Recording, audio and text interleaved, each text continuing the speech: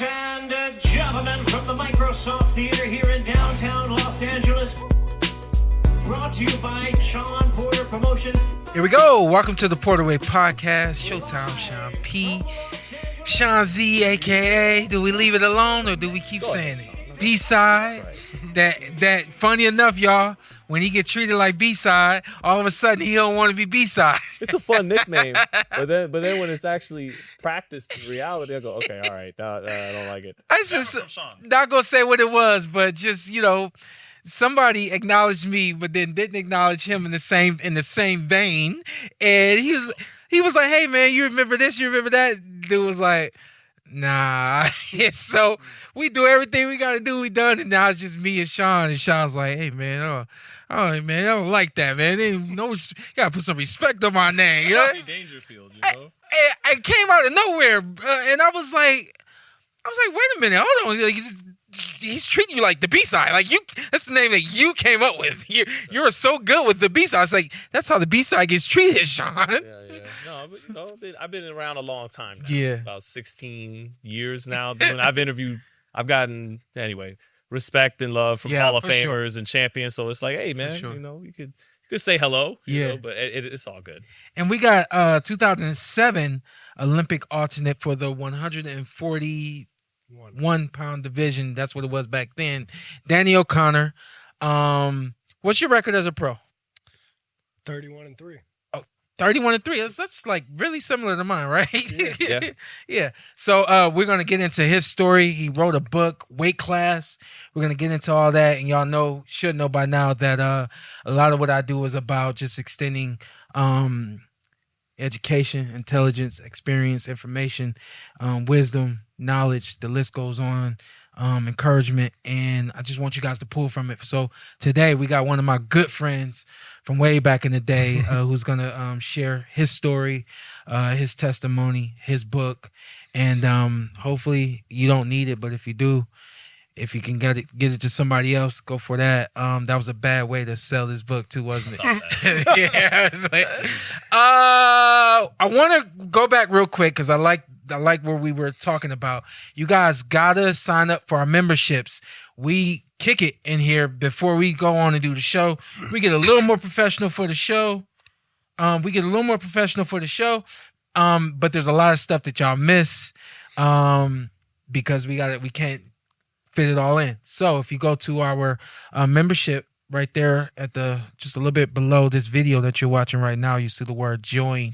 You can click on that join, $9.99 a month, and we got some great content on there, and you get opportunities like this right here to watch us record this show live, and you can add your input, your questions, all those kinds of things while we're actually doing this show live. So this is an interactive way for you guys, not just to see the show in a premature fashion, but also to be a part of the show as well. So I want you guys to join in for that.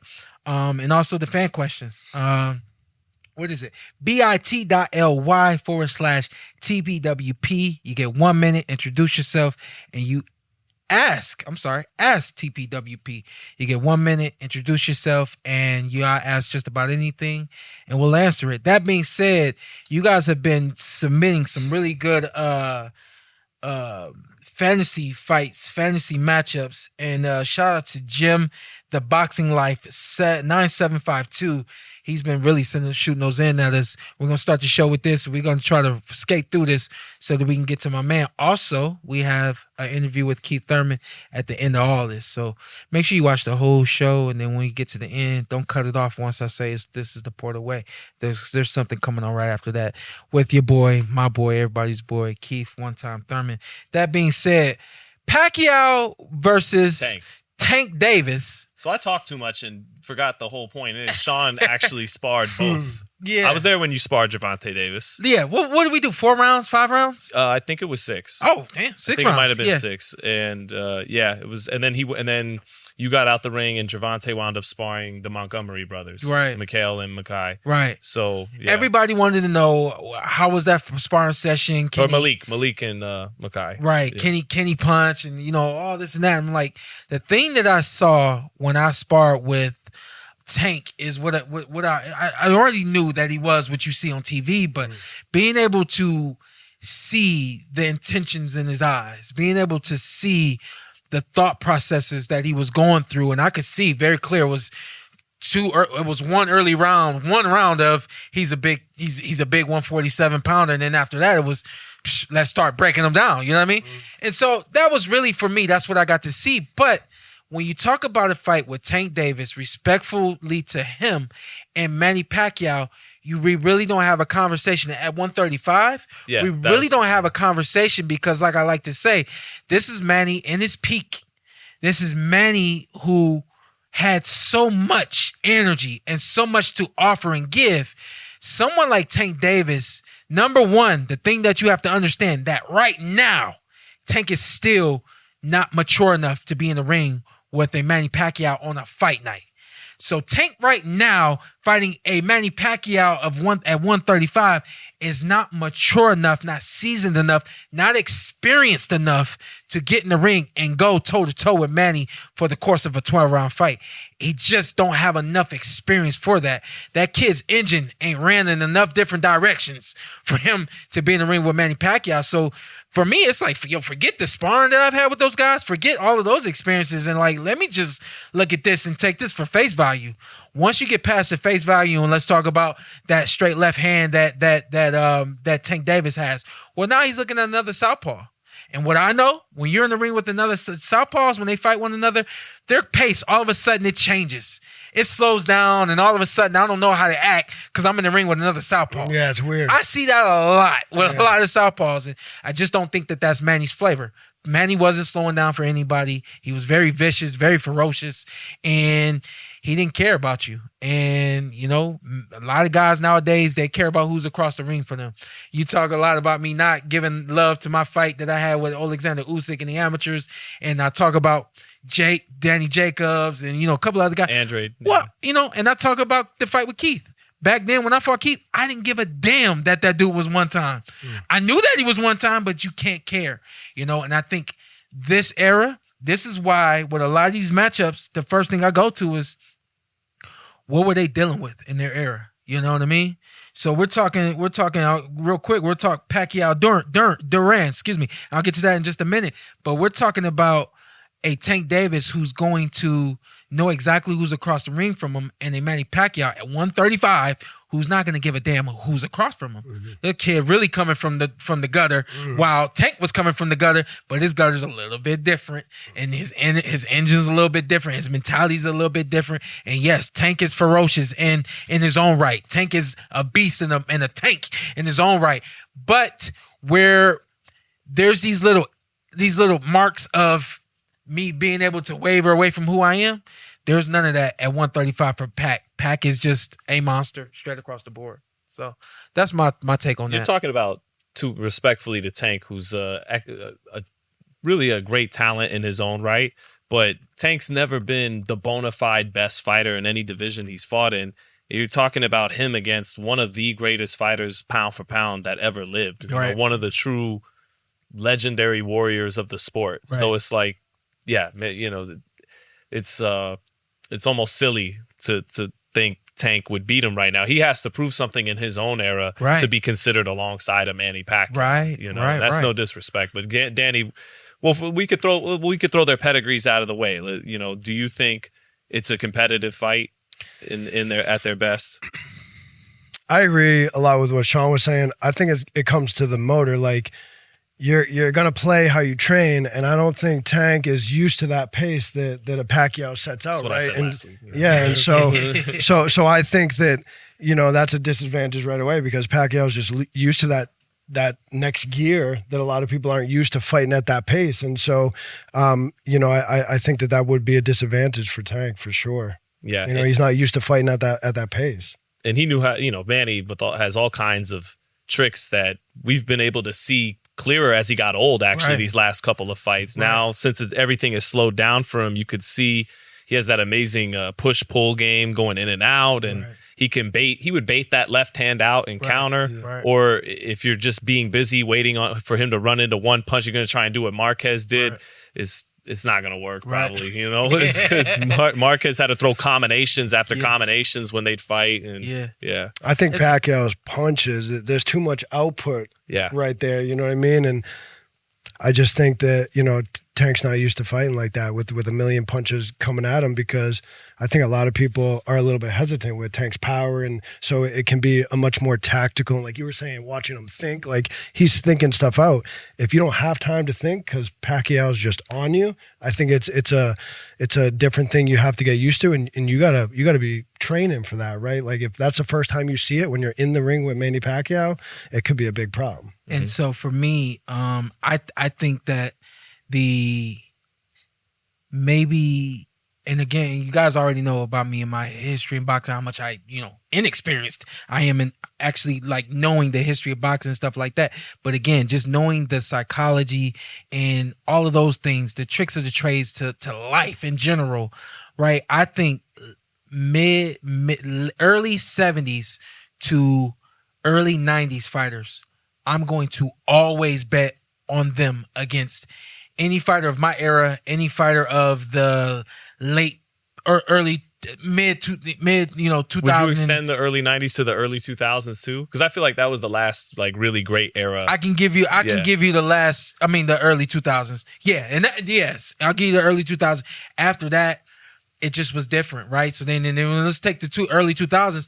I more than likely would probably still bet on the mid 70 guys, 80s guys to those. Why? Because like and I'm done. Shout out to Andre Ward. I'm sitting across from Dre and we're doing this roundtable discussion. And Dre says something that I kind of like always knew, but it's like this epiphany that I have. He says, you got to be a little bit crazy to do this. And when he said that, it just, as you guys can hear, it has always sat with me because I felt like he really described who we are. In a nutshell, we all have to be a little bit crazy to learn this, to commit to this, to do this, to keep doing this, to put ourselves through everything that we put ourselves through. So if you imagine that we got be a little bit crazy in the 2000s where we got DVD players and we got CDs and now we got iPads and we got iPods and now we got stuff where we didn't even got to hook it up to a cord and we can get our running in. We can swim with headphones in and everything that we could do. And them guys back in the day didn't have that kind of aid. They had to take themselves through something mentally every single day. And if you got somebody like I had, like my dad, that figured out ways to take me through it, that's how I got there. And that's why everybody calls me a throwback fighter. But yeah, I think I'm a throwback fighter, but I don't think I'm going to last in the ring with none of them dudes in the 80s. But Manny he brought some of that to the table.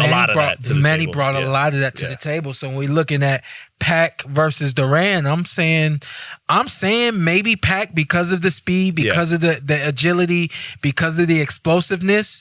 But Duran was gonna catch up with you at some point, especially a very, very prime Duran. He might catch up to even Pac. But I actually might got Pac on that one. Pac and Duran. What you got? Who you got? I might have to go Pacquiao too. You know, I'm tempted to say Duran because Duran's Duran. Like he's he was Pacquiao before Pacquiao in a lot of ways. He was walking through a lot of what Pac was going to bring, but I feel like Pac just wasn't going to stop. And eventually, Yeah, it's tough, man. Yeah. That really is a 50-50. Like I'm not copping out, but but Duran's gonna have to be the guy in that matchup who comes forward. Yeah, and he's coming with a ton of head movement and intelligent pressure. He's gonna hurt Pacquiao to the body. Yeah, but Pacquiao's athleticism and Duran's not gonna be on the inside all night. Pacquiao's gonna be so quick-footed around the ring and carries a lot of power and combinations. I mean, my God, like it would just be an amazing fight. Yeah. We're talking peak against peak. Yeah. Duran the night he beat Sugar Ray Leonard. Yeah. I'll take that guy. Yeah. How about that? I'm not mad at that because I'm working my way through it. Like I get it. I'm not mad at that. Yeah. Listen, I'm not going to be qualified to go that far back. When I signed up to box, I did it to save my life. I didn't follow the sport. I didn't watch the old fighters, and I only became accustomed to the fighters of when I started. But what I will say, and this goes back to even last night with Shawn when we were watching Adames, and this goes for Tank because I'm non-biased, so I'll give everyone some sort of credit. People that can punch, that have that power, it's just you can never ever count them totally out because even if he was overwhelmed, even if there were all these things against him, he still has that equalizer. Tank has it, and from what I understand, Duran was a puncher too. So when you have that, man, there's just you're always somewhat in the fight, in my opinion, because you saw it last night with Adames. Like when you have that power, it's just a different fight. You can back people up, you can stop people from coming in, and it's just kind of that wild card that's always in the pocket. You know what I mean? So I will give credit for that. What's crazy though is Pacquiao has it too, so it's like on both ends. Yeah. Leonard Crawford, I'm going Leonard. No conversation. Yeah, Sugar Ray Leonard. Yeah, but it's a compliment to Crawford that for sure. I would consider him having a real chance of winning the fight. But Sugar Ray Leonard. Yeah. I'm going Crawford. That's an amazing fight though, right? Amazing fight. Yeah. Mm-hmm. You going Crawford? I'm going Crawford. I don't count Terrence out for nothing. Yeah. Here's the thing. Funny enough, I'm sorry, but I'm like, he matched his match. Yeah, listen. Here's the thing. That's it for me. Like, I look at an athlete as a whole athlete, right? And that's physical, emotional, mental. Yeah. And I just think Terrence is on such a different mental level than a lot of fighters. And with that mindset, I don't count Terrence out for anything. Yeah. No. I think he matched his match with Leonard. But, well, I think they essentially all meet their match with Sugar Ray Leonard. Triple G versus Hagler. Did you want me to respond on that? Hagler. No. Did you want me to respond to what you just said? What? You said I think they all met their match with. Pretty much. Okay, yeah. I'm saying, did you need if you beat the version of Thomas Hearns he beat in 81, like Thomas Hearns was a fucking cheat code. Yeah, he was a cheat code. His the structure, the body, everything. The power, the hand speed, the everything. Like on paper, no one should beat Hearns at 147 in his prime. He should be a little bit too much for every other mortal man at 147. I think the only other guy that would have beat Hearns that night at 147 would have been the other Sugar Ray Robinson. So it's like Leonard. That's to me would be the all-time 147 matchup is the two Sugar Rays in their prime. Wow. But I don't know. Maybe I'm being too old school. You Danny. said Triple G versus Hagler. You got Hagler. I do. I think a little more versatile. Is that the most 50-50 matchup here? I think Pacquiao Duran is. You think Pac and they're Duran all pretty 50-50. They're all excellent fights, but they are. I think Pacquiao Duran is. Yeah. Huh. Hagler was more versatile than Triple G. Yeah. But Triple G's a bigger puncher than Hagler. Yeah. He's a little bigger throughout. He's a little bit bigger than Hagler, but Hagler could switch stances. He could be the boxer puncher. This fight at 60 or 54? 60. At 160. Yeah. I'm not mad at you if you go the other way in all three matchups, though. Yeah. I go Hagler. Valero versus Camacho. Ooh. I mean, it's tough because Valero isn't the icon that Camacho is, so you don't. We didn't get enough data on Edwin Valero. Yeah. Like the best fighter he fought was Antonio DeMarco, so I don't have the great competition that Hector Camacho went up against. Right. But Camacho, after the Greg Haugen fight, he became gun shy, and Valero might have caught him. I'm gonna go Camacho though, but Edwin Valero might have cracked him, and if you could get Camacho's respect with your power and you were quick enough to catch him, he would get a little gun shy. He'd get a little jittery in there and start fighting to survive a lot. So it's conceivable, but I'm going to give it to Camacho because he showed us more. Shout out to Matt Bergeson. He says, what does it do to a fighter's mental when they are at their absolute best, do everything right, have heart, and it's still not enough to be a champion? I did that. I was about to say. Yeah, and hold on. Let me preface it with, not only did that happen, but I got knocked out in less than a minute in one of the biggest platform fights to date. That was supposed to be the next level, right? Yeah. And I did everything I thought in training camp right. I trained the right way. I had my diet and everything at the time, good coaching staff, and it just wasn't my night. I think when something like that happens, that's when you really have to dig deep for the resiliency to get through adversity, because it's not like you look back and you say, well, I should have done this better or this different, and then maybe. No, you did all the things that you were in control of, and it still didn't work out. So now what?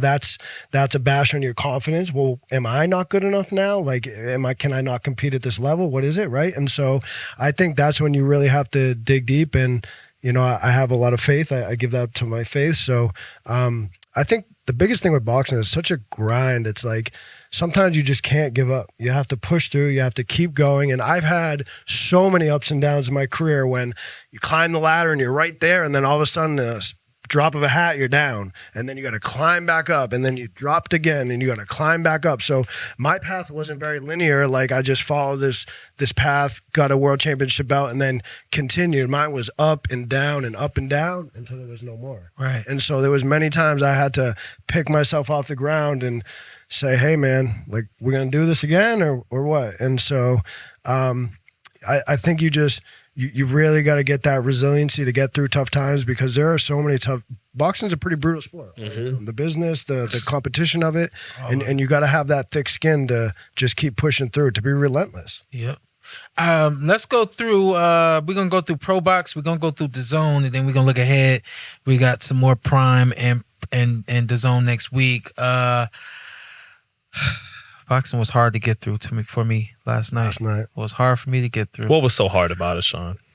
Most people tended to enjoy it. Why? You want that next gear. Why, when I don't see that next gear? Why, when I'm not seeing something unique or special, why do I just turn off? Because you've seen me, I don't know, but want me to seriously take my best guess at it? Yeah. You've seen a lot of boxing from a very young age, from tournaments to pro fights to over, and for something to grab you. Some people just eat it up and watch it week after week and can't get enough. You're someone that's like, you got to show me something to keep me around. But at the same time, because I recognize this about myself, when I study for fights and I get ready to do a broadcast, these are going to be the best fights in the world. And I'm tuned in and I'm ready to go for an 8-0 guy against a 9-1 guy. Nobody knows that. But then we got Lester Martinez, and it's like round after round. It all looks the same. It's very repetitive. And I'm like, yeah, somebody do something more than what you're doing, because Lester's winning every round, but the other guy isn't going away. The other guy isn't doing anything to make Lester change his, like you said, his trajectory. Like, it wasn't, nobody fought like this last night. Everybody fought like this last night. It was like, and I just was like, I'm done. I'm done. No disrespect to Lester and his opponent, Aleem. But every round looked the same. That's a problem for me. I do not like when boxing looks the same round after round. Did you catch the fight, Stanley? I was going to Yeah. What'd you think of Martinez? I thought he had real good moments. I only watched a couple of the rounds, so I can't give you a full my take from watching him start to finish. But I think that, well, first of all, he's with a great team. Obviously, he's with Bo Mack, and I know that. So I know that he has all the pieces in place the right way, and he's still developing. He's young in it, and I think that there was a lot of pressure on the line, right? He's the first WBC champion from Guatemala ever. Is that right? Yep. So there's a lot of pressure on it. So a lot of people don't realize there's a lot more than just the physical in the ring, right? Each fight has a different level of pressure and all this stuff. So I think that if he wants to separate himself, he has to separate himself from the fighters like last night. Like, I don't know if he has that special thing or not, because he didn't let it out. Like, I think he let that guy hang around for a little bit more than the guy should have been hanging around for, and I would have liked to see that next gear too. But at the same time, I don't know what was going through his mind, and the WBC championship belt is on the line. Like, I don't know how that played into it either. So for me, it's two things. Number one, like you guys know, like when I started fighting guys at the level that I was at, I didn't have knockouts. I didn't have a lot of knockouts, but still was always working and trying to do something every single round to separate myself. Yeah. So the question I have for you was, could you hear the corner? Was the corner asking for more and he didn't give more, or anything like that? No, Pro Box had some ads run, and I think I liked what Robert was asking for, and I thought it was a good performance. I mean, he's got a very bad. I mean, it's not bad. Just he came close to pitching the shutout. I think Aleem might have won the 5th and the 11th, and he showed a lot of skills. He has I like his rhythm in the ring. Mm-hmm. He has a very calm, relaxed rhythm, sees punches coming well. He changed up his looks defensively, had a little shoulder roll, a little high guard,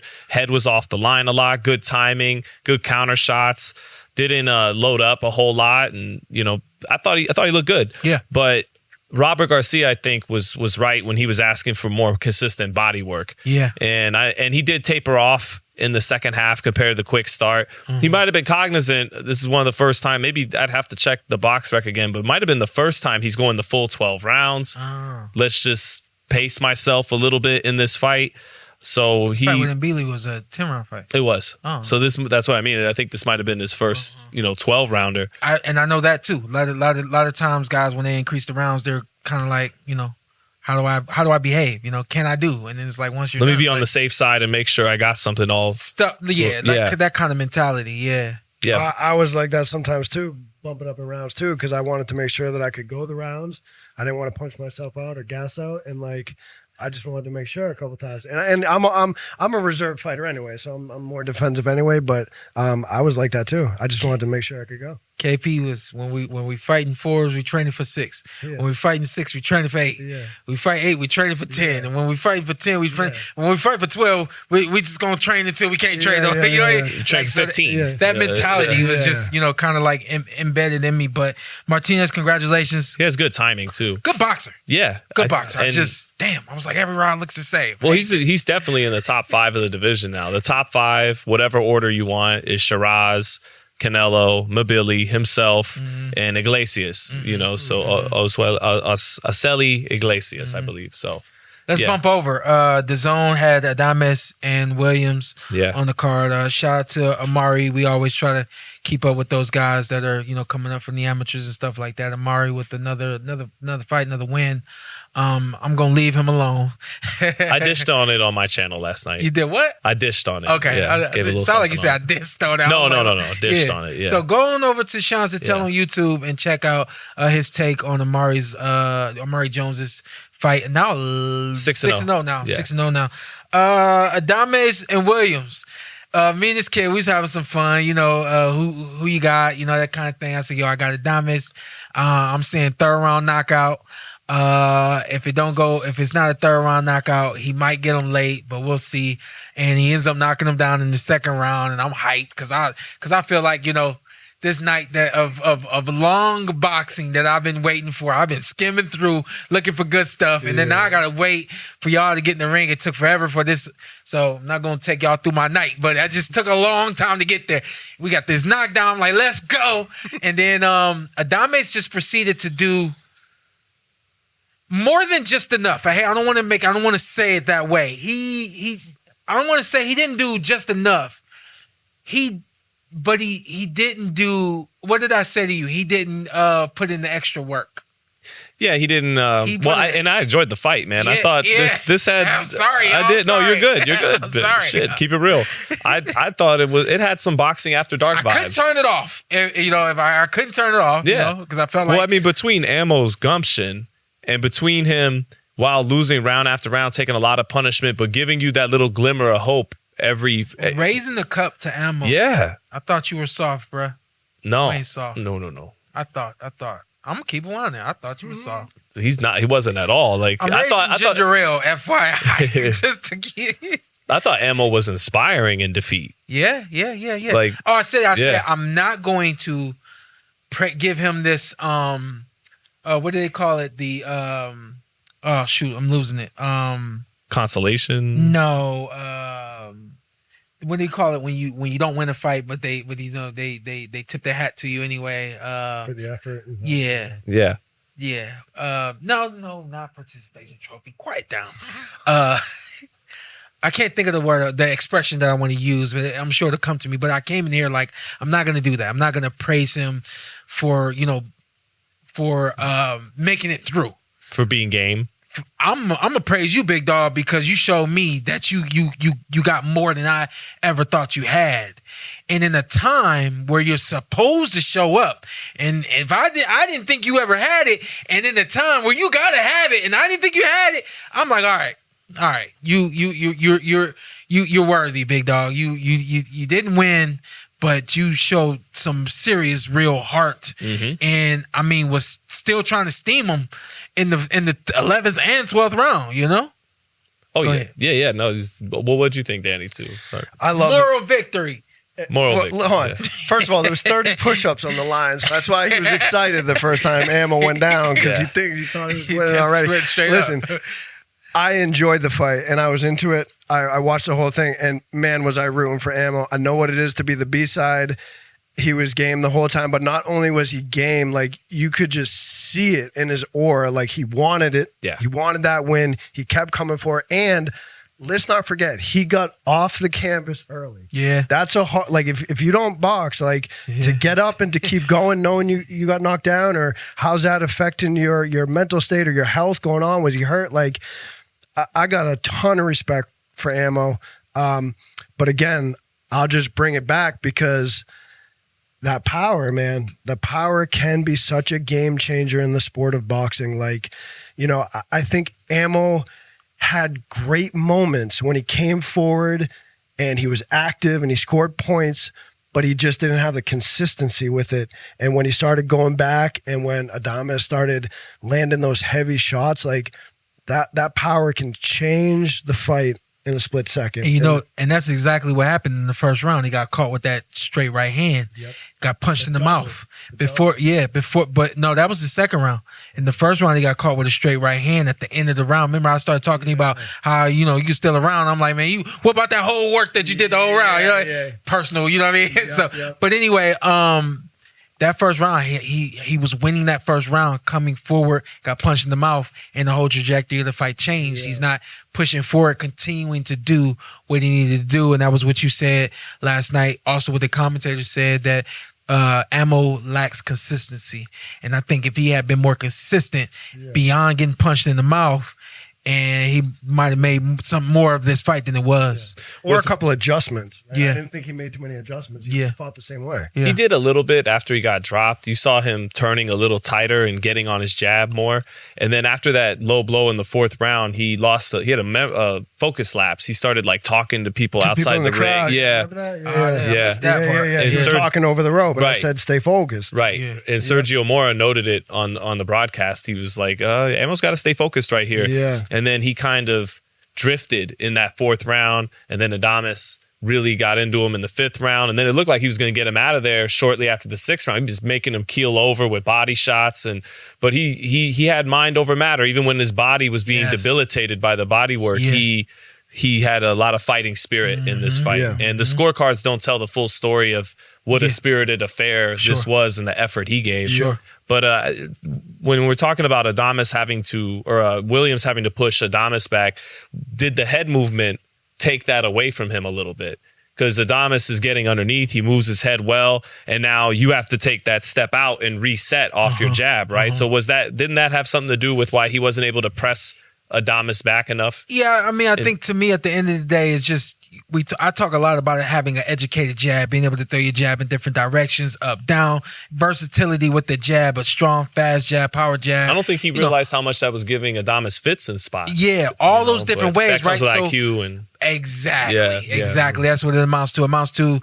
And again, like I say, like people overuse that word IQ. That when you talk about IQ in the ring, knowing the right thing to do, when to do it, when not to do it, all those other, being able to see adjustments in the middle of the ring when they need to be made, all those kinds of things, using his jab, I think was very essential for him. And then again, educated, if you have more of an educated jab, it's not just about throwing a jab coming forward. Sometimes you got to throw the jab going backwards, going left, even going right, circling to your right and stepping off line and stuff like that. So there's so many things that I think he just didn't have the education ahead of this fight to be able to really execute something like take advantage. Easy for me to say, but it's like take advantage off that jab of Adames' nature, of his style. He wants to come forward.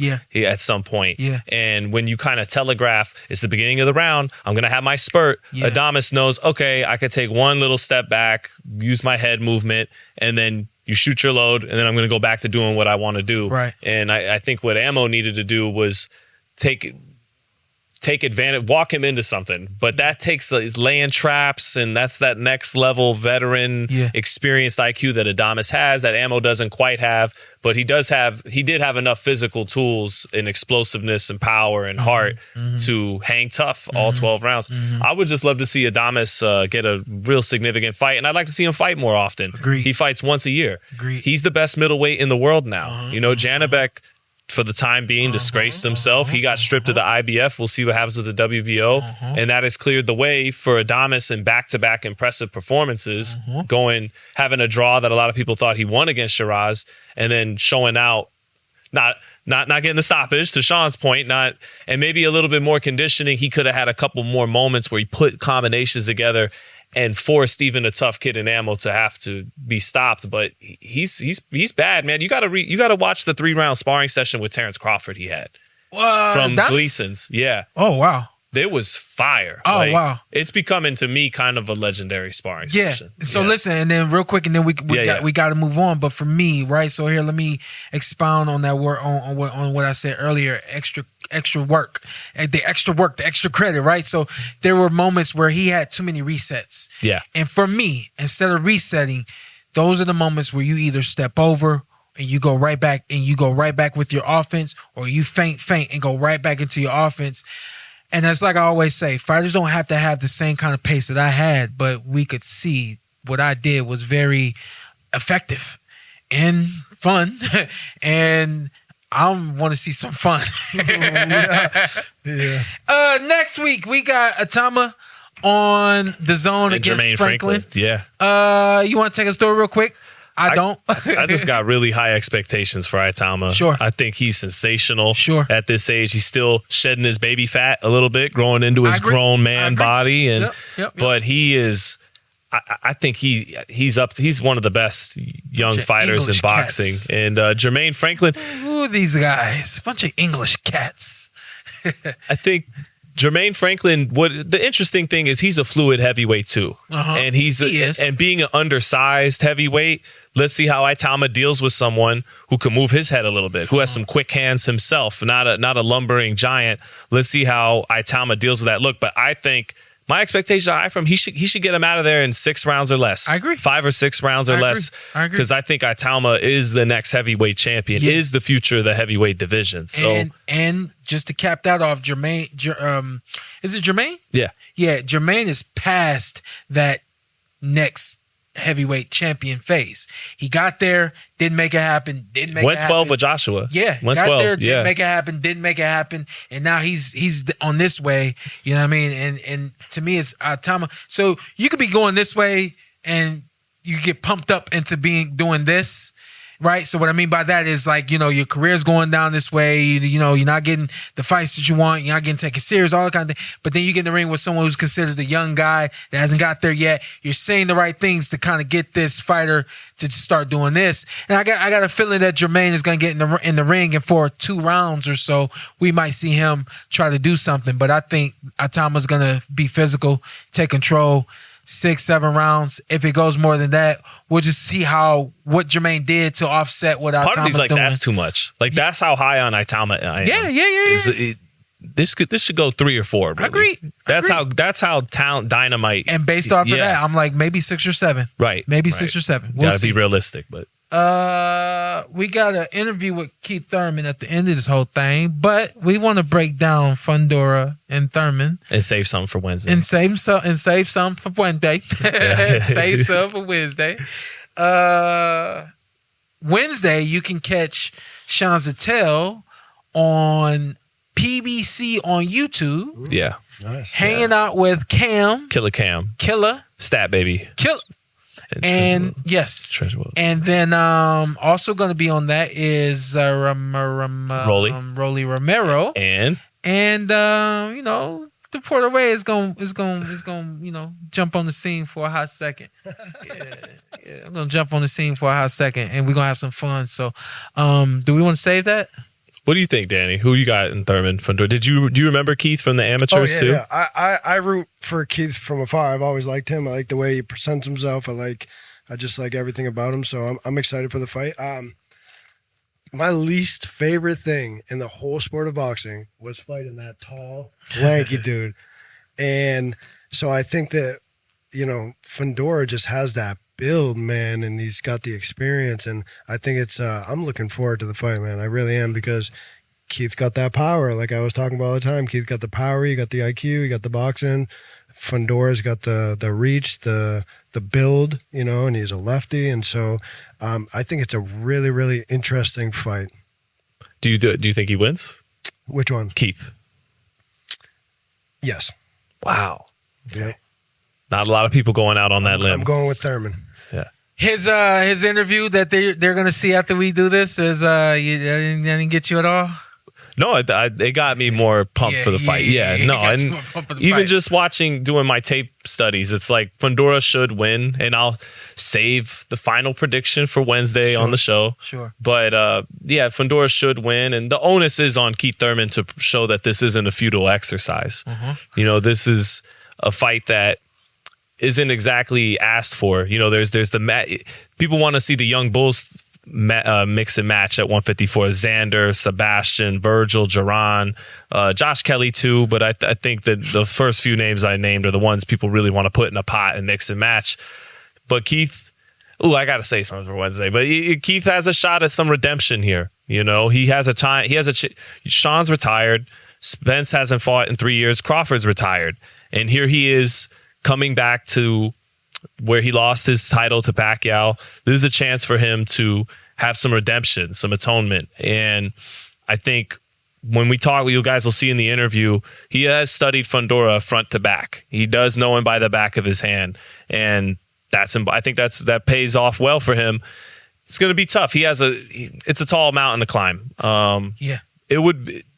Well, I'll save a lot for Wednesday. We'll see. Fundora should win the fight. Sure. Fundora should win the fight. And this is what I'll give to the PorterWay Podcast. So Keith has the ability to keep this fight on the outside comfortably. He has enough agility to be able to move and maintain that space that he needs. The thing that he can't afford is to get stuck out there. So at some point, he's going to have to set up and get ready for his offense, right? And then once he does that, the question, of course, is what does Fundora do? Does Fundora stand there and try to take it, or does Fundora try to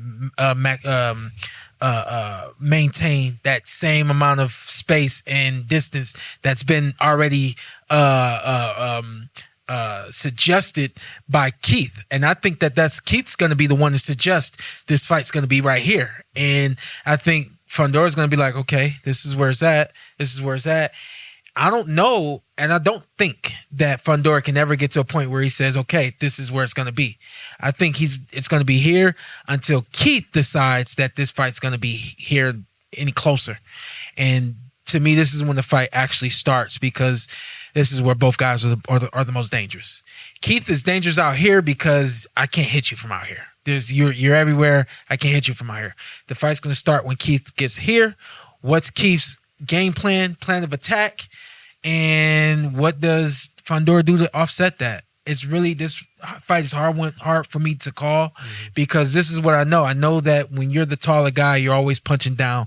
Punching down leaves you open, leaves you vulnerable, right? But most guys that Fundora's in the ring with, they don't have the gas tank, they don't have the speed, they don't have the agility, they don't have the true power to do the things that can offset what Fundora is. He's a towering inferno. Keith had,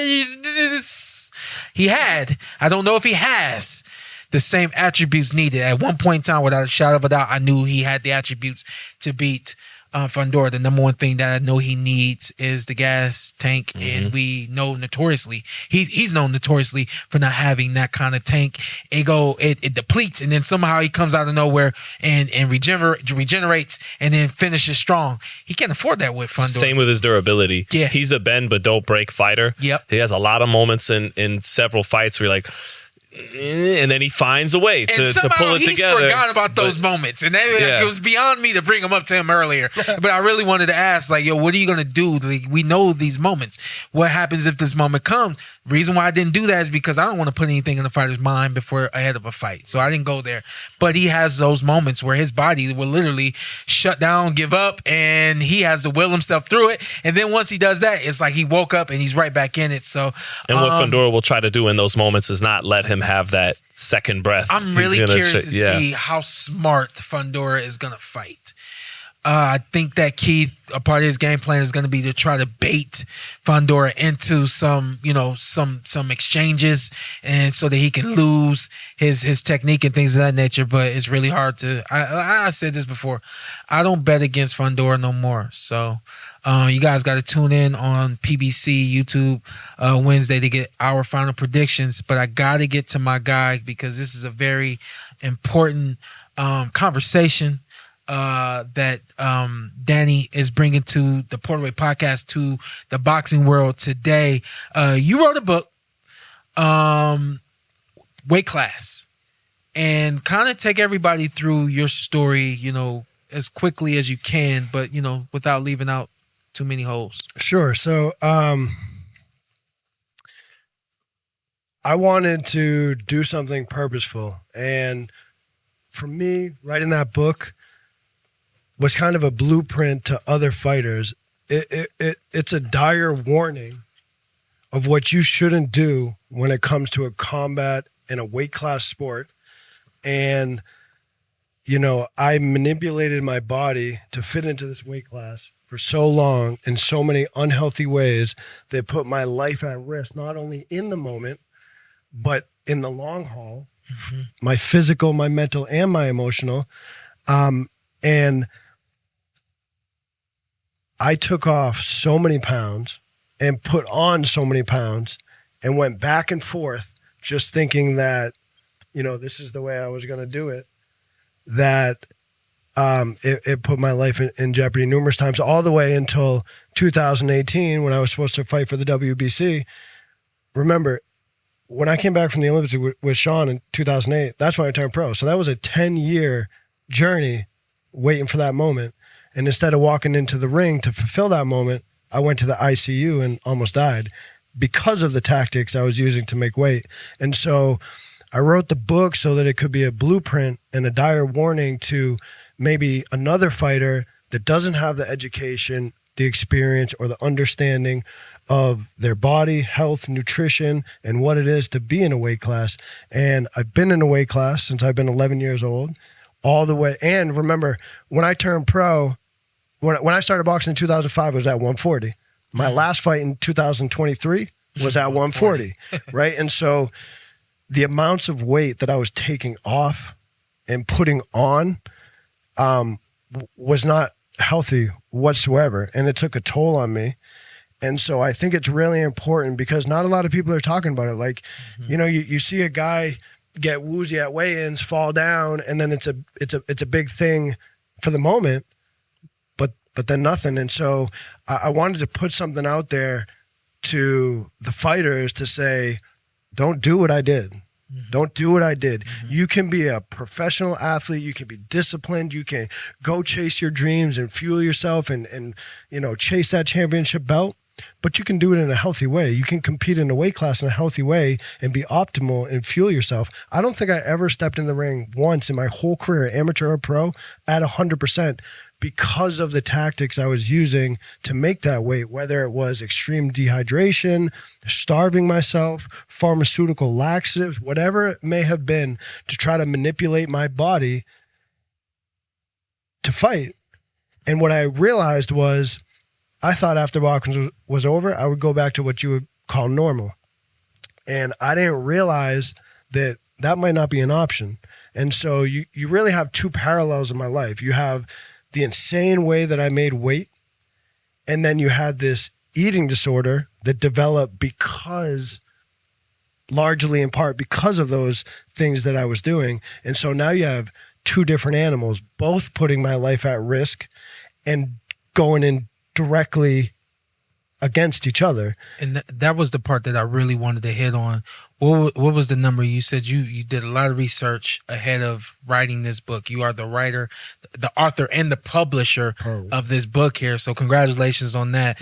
You did some research. How many men did you say suffer from eating disorders? Yeah. So I had no idea what eating disorder was. No idea, dude. I just know that I'm so disciplined as an athlete. When I go to do something, I do it. Mm-hmm. So if my mind's telling me to do something and my body's not, there's a disconnect, there's something wrong. Mm-hmm. And so when I had to go down this path of getting my life back in order, right, which was a 10-year journey of trying to get my health back on track, I came to understand this whole realm of eating disorders, females, males. And so right now they estimate 10 million men are affected, right? And as a year, 10 million men a year. 10 million men total. Uh-huh. And so if you look at like adults that can mask symptoms, a lot of those statistics probably come from children. Mm-hmm. Okay, so that means children are affected. And it's true because the first time I stepped onto a wrestling mat and I stepped into a weight class and I didn't know anything, I was 13 years old. You're talking about high school wrestling. And that's where it all started for me. It's just I carried it over and never made changes. And yes, as cutting weight back then was a little bit different. There wasn't as much information. The internet wasn't new like it is now. So I learned stuff over the years, but it was too little too late. Right. I had already practiced these habits for years that got so embedded in me that when it was time to change, willpower wasn't enough to make those changes. Right. And for me, again, getting this message out, getting this book out for you, speaking to fighters, to coaches, like be aware, right? A lot of fighters, you're looking at this and you might be thinking to yourself, eating disorder, you tripping. Right. But once you get to a point where you really have to start cutting some serious weight and making nutritional changes, and then out of nowhere, you have a craving that you just simply can't control. That essentially is what a eating disorder is, right? When you have a craving that you can't control. Eating disorder is super complex, and there's a lot of different ways. So, an anorexic eating disorder where they're not eating is going to be different than a binge eating when they're eating too much. So, in terms of like addiction, when you're doing something you can't stop, and then you complete abstinence, I'm gonna quit this. You can't quit food. You have to eat for survival. So you have to take the out of control and then put it back in control, which was a mind bend because if I knew how to do that, I wouldn't be out of control in the first place, right? And again, like I really want to preface this with, if you are already progressed into the eating disorder, which is separate than a weight class, you can compete in a weight class and have no eating disorder. Mm-hmm. Once you're in the realm of eating disorder, now you're in a whole different mental illness where I had multiple professional clinical team to keep me alive, right? But even before that, people have to realize, or they should realize, and I'm not telling you what to do, I'm just telling you what I did, is that you look at someone like Ricky Hatton that it was normalized with the up and downs, right? Well, romanticized. Yeah. And so fight, eat. You go up 30, 40 pounds 60, over your weight class, 60 in pounds my case, weight class. And then take it all off. And then we take it all off. And then put it back on. Right. That's the thing. It was the up and down that was the thing that really got me. Look at you, 60. We just talked about in the amateurs, 65 in the amateurs. Mm-hmm. You get on a nutrition where you're eating optimal. You come down, and then now you're a professional. You stay there, and I'm not saying you stay at that weight. I'm saying you still have recovery. You still have all these things, but you're staying as a professional. It's a lifestyle. I didn't have that lifestyle. Yeah. I came down aggressively. We're talking about. Sometimes it was, 15 pounds in a day, 20 overnight. Yeah. One time it was 60 in a training camp. And then as soon as I fight, it went right back up. Yeah. Right back up in not a healthy way, in an unhealthy way. Yeah. And then all of a sudden, now it's, the next fight and it's all going to come back off. And it was just this, yo-yo diet that did nothing but put me at risk. And you're at enough risk walking into the ring to fight. Like, you know, don't make things harder than they have to be. And that's just before the eating disorder. Once I got to the eating disorder, because it had developed for so long, that was a whole nother battle, a whole nother journey that had nothing to do with boxing Now boxing, weight class wasn't my life anymore. Now this eating disorder was. And that was stuck with it. Yeah, exactly. Wow. You got anything? No, I was just listening. And okay. Do you think it's also dangerous for guys? Well, because there's a lot of talk of this now. Guys cutting a lot of weight to make a weight class. Even guys that don't have the eating disorder, they keep themselves in relatively good shape, but they're still boiling down to a weight class. What do you think of that? Even guys that are, like I said, they even got their abs in between fights, but they're still cutting their 20, 25 pounds. Do you think that catches up with a fighter, even a fighter that does do some of the right things and takes care of themselves in between fights?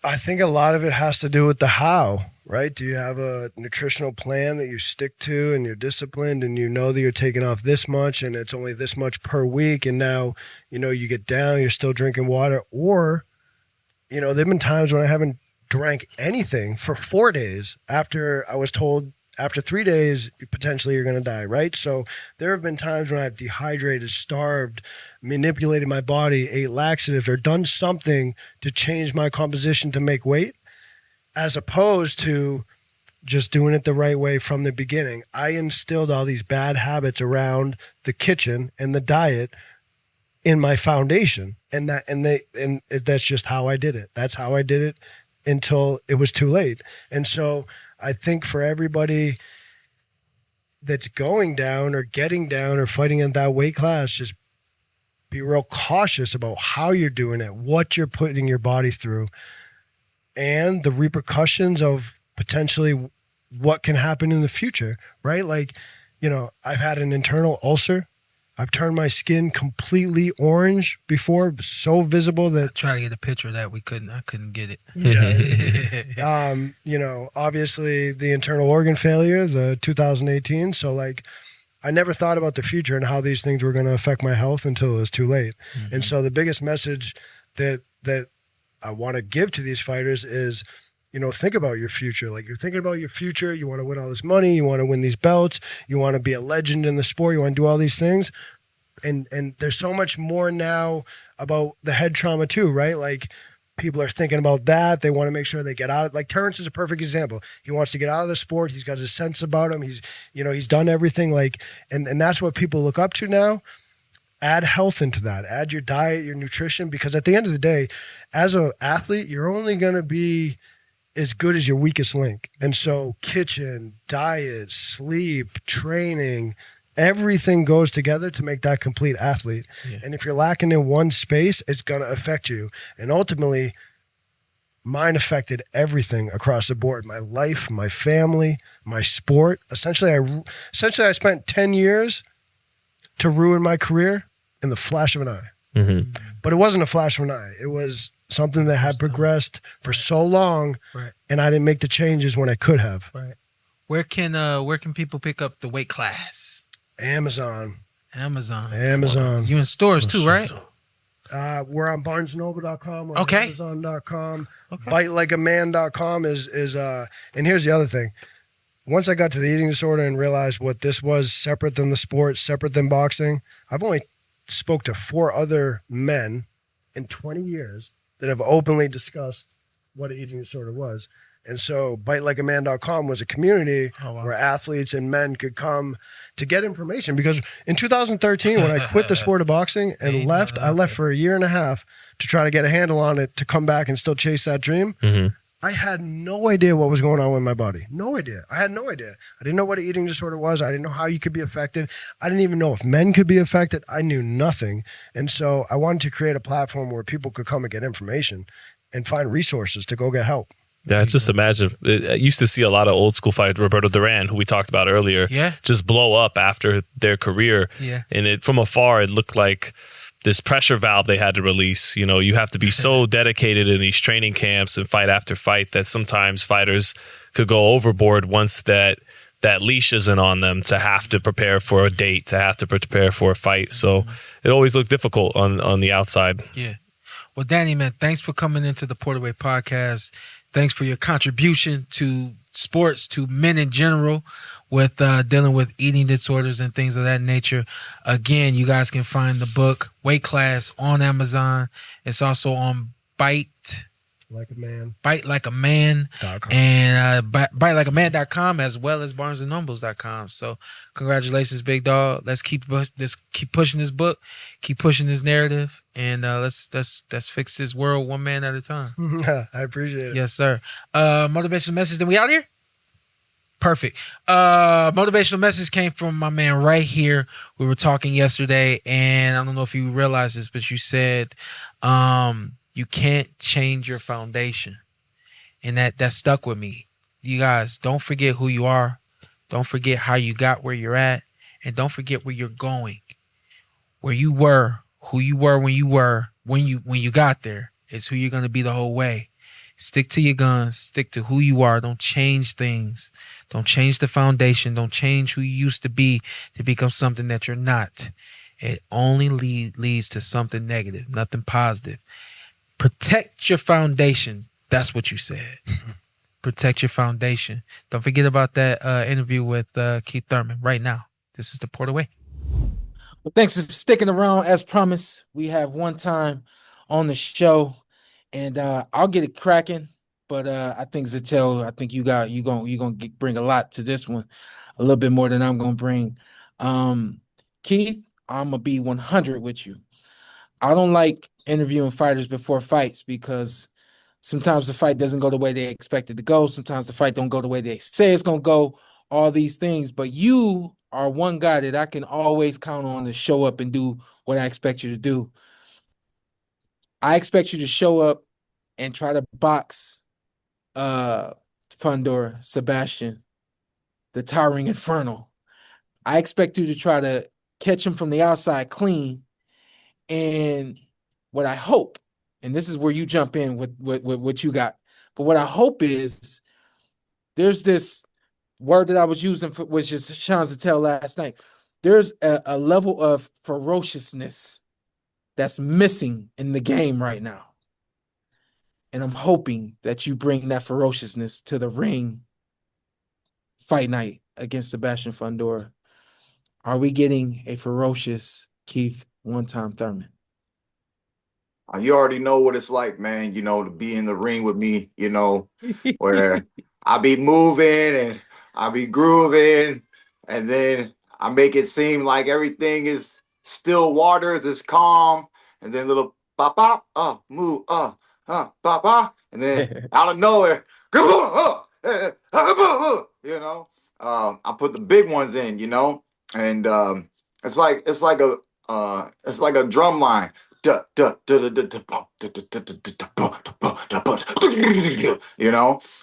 I'm just looking forward to it, man. I'm never got to dance with this boy in the ring. We only see what he's got from the outside. So, I'm really anticipating being on that inside and taking all my expertise and seeing if what I know is above his pay grade, or, if he's really going to be able to go toe to toe and give me everything that a young champion can give, and, give this man a run for his making, man. I mean, I've been in there with great fighters of the past, and, I just love boxing, man. So I love what this opportunity is. And I'm looking forward to a great fight too, man. I don't know how long it's going to be. I don't know how short it's going to be, but no matter what, it's going to be a fun night. One more, has training for Sebastian been a little different for you than training for any other fight, or has it been pretty much the same? I mean, it's been pretty much the same. A lot of two-a-days were put in. I listen to my body because, my coach always worries that I have a tendency to overtrain. So if I feel like, maybe today you did enough and you don't need a two-a-day, you can just do a one-a-day and rest. And, just learning how to really listen to my body. That's a little different than previous camps. But outside of that too, I just I don't know what made me do it, but I didn't work with Yo Murphy. I was working with Yo Murphy in preparation for several of my camps and in preparation for the first Fundora fight. But just driving over the bridge and working with the strength and conditioning coach, I guess I stayed on the conditioning and I did my own strength training, but I didn't incorporate a strength coach into this camp, and I thought it's going to be very important to just focus on the fight. And I think what really gives me confidence is just knowing that I had some great sparring and that I'm ready for this obstacle.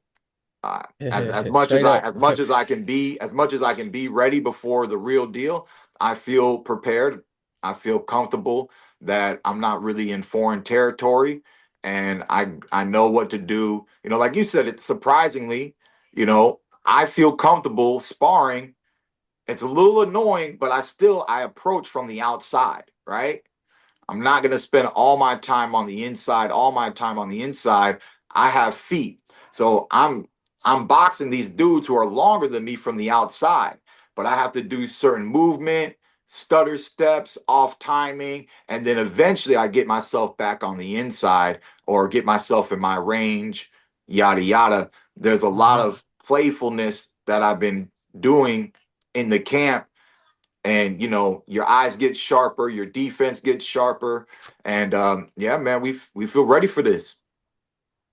Yeah, man. To Keith, to jump off a few things you and Shawn were talking about in a technical sense in this matchup.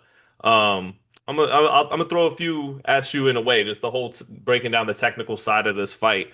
You when you talk about actually wanting to be on the inside with Fundora, he rips good combinations, good uppercuts. He gets really good leverage on the inside for a big, tall guy, and you have usually been that guy, like you say, taking steps to the left, steps to the right, and then boom, picking that spot to jump in with your athleticism and your power. So what makes you want to at times engage on the inside with this guy when that's not always been where we've seen Keith Thurman make his bread and butter? No, I was talking about what you just said, that actually I'm sparring these bigger guys from the outside, and then I get into that inside and it's boom, boom, it's boom, boom. I'm not sitting there, there'll be times maybe if they let me or we're in the moment or they got me on the ropes, like the big heavyweight, he had me smothered sometimes, and he was just, doing the volume punching that Fundora does. And then I'd press in, sometimes pressing in is safer than pulling out, you know? And this is a fine line. We're talking about punches being thrown at you. Your Fundora's got those uppercuts. This is a fine line. When to be on the out, when to be on the in, when to press in. These are going to be some tough decisions, and they're going to be in the moment, spontaneous decisions. And you'll just have to see if my IQ, if I'm able to get the right feel and be where I need to be to stay safe, or if I'm putting myself in a bad situation, we'll know, because it'll look like what's happening to Thurman, Hey, But Keith, I want to ask you this from your perspective of having to prepare for Fundora for a number of years now, just not just one camp, but a couple of camps. Where do you think he's the most dangerous? It's interesting. He's evolving. Like people are saying, "Oh, how are you looking at the tape? How are you really preparing? And what do you think about Fundora?" The funny thing is, I don't know if other people see Fundora the way I see Fundora, and I see Fundora on a timeline. Okay, all right. So if you really want to understand Fundora, you got to look at Fundora like we look at our lives pre-COVID and post-COVID.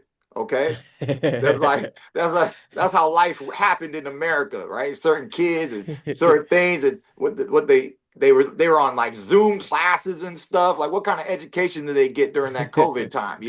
So things were tough, right? So Fundora, he had the way he fought before he got knocked out. And the way he has evolved and became champion after he got knocked out.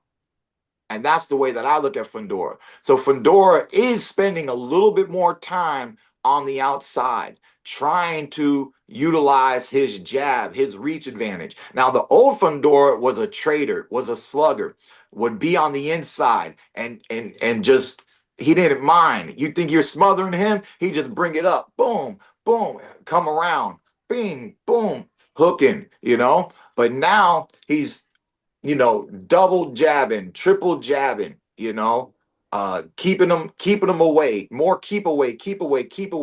See if he can catch him. Keep away, bink him. Keep away, bink him.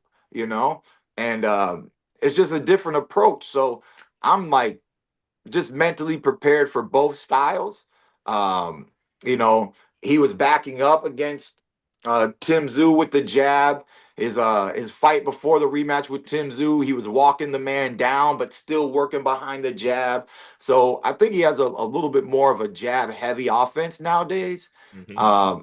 But which one do you like more? Like, you know what I mean? Like for you as a fighter, you're going against it. Which one, if he's leaning towards one or the other, which one do you want? Care.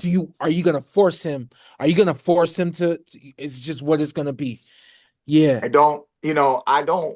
don't like to ever, like, we got sparring partners, right? That like we spar with for like many years, and my inactivity. So I went a long time without sparring one of my homies, and then finally we got back in the ring because I was in the gym, and he had several fights, and he felt like his style was evolving, right? We get in the ring, and dude had a hard time hitting me hard. He was like, bro, he's like, you have not been boxing. He's like, bro, you're not human. He literally said, like, you're an alien or something, bro. He was really impressed. And he's like, I know my whole style is changing. I'm getting better. I'm seeing more. I'm doing this and that. He goes, how come against you, though, I can't do? And it's because I don't put people in a box. When I'm in the ring with you, I want to see what movement you show me today. What movement you bring to me today. And my job is to exploit the holes in your tactic today. So I don't care what he brings to the table come fight night. It's my job to analyze it, cross-analyze it, and take away with my repertoire and take away any tools that he brings out of his arsenal and overpower them with my weaponry. He doing that things that tell he do when he start talking. He make you think. Make you believe everything he say. I believe every damn thing that just came out of his mouth. And half of it I never heard before. I just like the breakdown because a lot of fighters, they're on that edge on fight week, and they're like, they're tight-lipped, and they start going to the coach speak. They're not going to give you too much because they don't want to talk about the game plan or the technical side. And Keith's like, look, he does this, he does that, he does this, he does that, and he does this, So he's getting right into it. Keith, though, yeah, and to your point, Keith, when he got caught by Mendoza, he was reaching for an uppercut. And over the last you saw that too? Oh, that's nice. Oh, you saw that too? Oh, that's nice. Yes, sir. And he's not reaching for that shot as often as he did, like you said, before getting knocked out by Mendoza. Do you think you possess a 154? Two technical ones in one here. Do you think you possess the one punch power Mendoza carried in that fight as a 154 pounder? Mendoza is a strong kid who even fought up at 160 at times in his career. Do you possess that? And were you not able to generate those one times in your only loss to Pacquiao because his feet don't allow you to plant as much? And do you think against Fundora, who's not going to be darting in and out like Pacquiao, do you think you'll be able to sit down on those attempts you have when you try to really jump in? And will you jump in like the vintage Keith Thurman with bad intentions? Is that imperative in this fight? I want to tell you before that, you can go back when it comes to that inside, outside, and throwing big punches and stuff. You can go back to my Mario Barrios fight, right? Because Mario Barrios, even though he was like a lightweight guy moving up throughout the divisions and stuff, he had height and reach on me, right? And I boxed him from the outside, but I jumped in a lot landed certain hooks, lead up jabs, left uppercuts, overhand rights, and that's that's that athleticism that I use. So it's all momentary, but I think another thing that I've never seen nobody hit Fundora with is a good body shot. He got a lot of body, and somehow nobody went to that body. So I mean, I've been working with these big boys, and sometimes I'm just like, hey, we can start from the down up. We can do down up, we can do up down, and we can do down up. So I got a big target in front of me, and I'm gonna do anything that I can to break this man down. And yeah, man, I'm just gonna bring in my expertise, man. I'm really just gonna try to give him a fight that he's never had before. I mean, he's an obstacle I've never had before, but I know I'm a problem he's never seen, man. 7-time national champion, 2-time former unified champion. I mean, the stats speak for themselves. Mendoza has that power, but Shawn knows I competed at 152 in the amateurs, and this is just more of a natural weight. I feel great, and I mean, you guys see, man, I don't know what it is. I know what it is, man. It's my breath work. It's my meditation, man, every morning, and I de-stress. I de-stress myself. I've never felt so good. Shawn saw the joy and the enthusiasm that I was bringing into the ring in Australia. And that's why I can talk the way I talk, because I know I'm going to walk the way I walk. And guess what, people? Let Keith Thurman get beat up. Let Keith Thurman lose. And let you make me out of a meme. Keith Thurman knows he's still that one that's living his dream. I'm never going to go back on my word. I'm never going to be afraid to say what I want to say. This America, I represent the red, the white, and the blue. Every time I step in the ring, it's free speech, baby. It's free speech. Every time. I'm going to keep it real. I'm going to give it to you raw. You got to prove me that I don't know what I'm talking about. You got to make it happen. And not you, Fundora. It's Fundora's job to show me I don't know nothing about boxing. And hey, anybody who knows something about boxing already knows Keith Thurman knows something about boxing. So this ain't no game, people. This is the life that I live, people. And what's one of my old quotes? Maybe, hey, the telecast might have heard it before, but if y'all other people done forgot, you watch this. I live this. So come on, man. That's what it's about, man. All y'all do is watch boxing. I live boxing. Keith Thurman hasn't been boxing. I meditate boxing. I box in my sleep. I dream about boxing. Y'all don't even understand this life of a gladiator, of somebody who go toe-to-toe, blow for blow, broken nose, broken jaw, cut over the eye, bleeding, breathing, and still got the balls to move forward. Come on. Who broke your jaw? Who broke your jaw? Nobody. I broke your jaw? I know. You didn't tell me that. Nobody. Nobody. Yeah. It happens in boxing. It's what we gladiators go through. It's what gladiators go through. Fill in the blank, and then we're going to let you go, man. I love you, big dog. SP, can I get one more in before? For sure. Of course. Go ahead. Oh, is that all right? Keith, yeah. You got time, Keith, for one more from your boy? Yeah, my daughter's got a dance class, and then I'm going to take her out to the park today. So we got time. Okay, cool. And yeah, man, I only watch boxing. I don't do it like Keith 1-time Thurman, but I do. I do got one more, man. Okay, so I'm gonna have to do the 2-for-1 special before SP gets us out of here, man. Is this fight at all for you? Do you look at it at all about redemption, atonement, back to the arena, the MGM Grand Garden Arena, your only loss to Pacquiao, and is this fight in a sense making up for lost time? Some of your prime, for reasons, wasn't able to play out the way I'm sure you wanted it to. Now you're an underdog against a 6'6" guy, arguably the top guy in the division, if not top 2. And so is this fight at all about redemption for you? And, I got to bring it back. I got to remix the question like I asked you last time, Keith. They're in the mentions on Twitter. They're saying $75, $80. They're saying hard sell. That's a tough sell for them. It's money is not great right now in the United States of America. Why should people who are skeptical, Keith, who are saying this man is 10 years younger, he's a foot taller. We've only seen Keith in the 2020s fight 2 or 3 times. I think, 2 times against knocking out Brock Jarvis, handling Mario Barrios.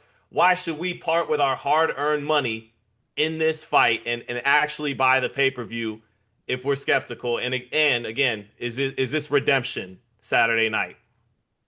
You know, I didn't go into this fight looking at it as a redemption, right?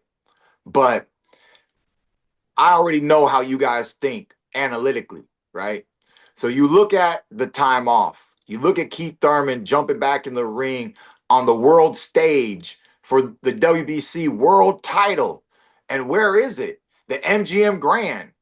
When was the last time we saw Thurman at the MGM Grand? Oh, wait, that was in 2019 when he lost to Manny Pacquiao.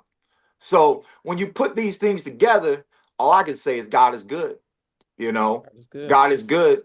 And we don't know what the future holds.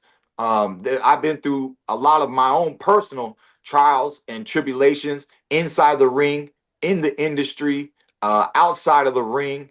And at the end of the day, man, you know, I just always stayed positive. I always believe in myself. I always demand the best out of myself. In the ring, outside of the ring, to be the best fighter that I can be, to be the best father that I can be, the best husband that I can be, to be a good friend, you know? So at the end of the day, I'm just grateful to be here, to have this opportunity. And then to go to your pay-per-view question, my man, you know, it's unfortunate, right? It's unfortunate what's happening across America. It's unfortunate that we go to the mall and the prices keep going up, right?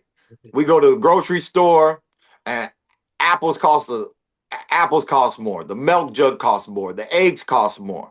This is unfortunate. This is inflation. This is something that's happened throughout history in capitalist society, and we're just going through it today. You know, they say you ain't supposed to print money, but we know a lot of these presidents, they hit office, they printed a lot of money, and over time, eventually, it's not when the print first happens, but eventually the inflation kicks in, gold prices went up, housing, real estate goes up, and it's hard. I agree with you. Now, with that said, why are you supposed to watch Keith Thurman? You're supposed to watch Keith Thurman because you love boxing. All right? And don't nobody love boxing and represent boxing the way Keith Thurman does. 1. 2, you love a great fight. You love a great matchup. This is one of the greatest matchups of the year. And this has the potential to be one of those historic matchups when it's all said and done, people. You know? And 3, 75, 85, don't come out of your pocket. Let's get some people together and let's get a little bit out of everybody's pockets. What happened to community? Where's your homies? Where's the broskies? Okay? I know we all got our own flat screen TVs. We all got our own smartphones. Okay? We don't gotta this life experience isn't ours alone. Oh, I got my bag up. I'm gonna go do this. Me and my girl, we gonna do this together. You know, we got such a small view. Where's the community at, man? Get your peoples together, man. Make this a celebration. Make this a Super Bowl. You know what I'm saying? Bring the people together. Bring the fam together. Get the uncle. Get the auntie. Get your neighbor. Hey, neighbor, what you got going on, man? Come on. It's Saturday night, baby. Saturday night. Let's rock it together.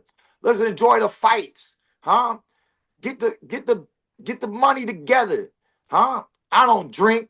You drink? Go buy a beer. You know? Go get some popcorn. All right? Go fry up some hamburgers on the grill late night. Put something in the air fryer. Okay? Do what you do, people, but come together. Come together and make a beautiful night of boxing happen. Remember that we do this for your entertainment. We do this for your entertainment. All right? And boxing's not free. All right? The punches on my face aren't free. The punches to the body aren't free. All right? There's a price that we pay for everything, you know? There it is. So if you love boxing, you're going to find a way to watch this fight, man, and watch it live and enjoy the show, because your man Keith Thurman and the Towering Inferno in round 1, we don't know round 2, but there's going to be a round where we go toe to toe and we go blow for blow. And I promise you, you're going to be a happy customer by the end of the night. There it is. One Time taking on the Towering Inferno, March 28th, live on Prime pay-per-view. I always tell people, when you pay for a pay-per-view, you don't pay for one fight. You pay for an entire night. You pay for an entire card. But without a shadow of a doubt, this fight right here, like we like to say, fireworks in March. Good luck, Keith. We'll see you next week. Thank you, Shawn. We'll see you this week. Thank you. Thank you, man. We'll see you later.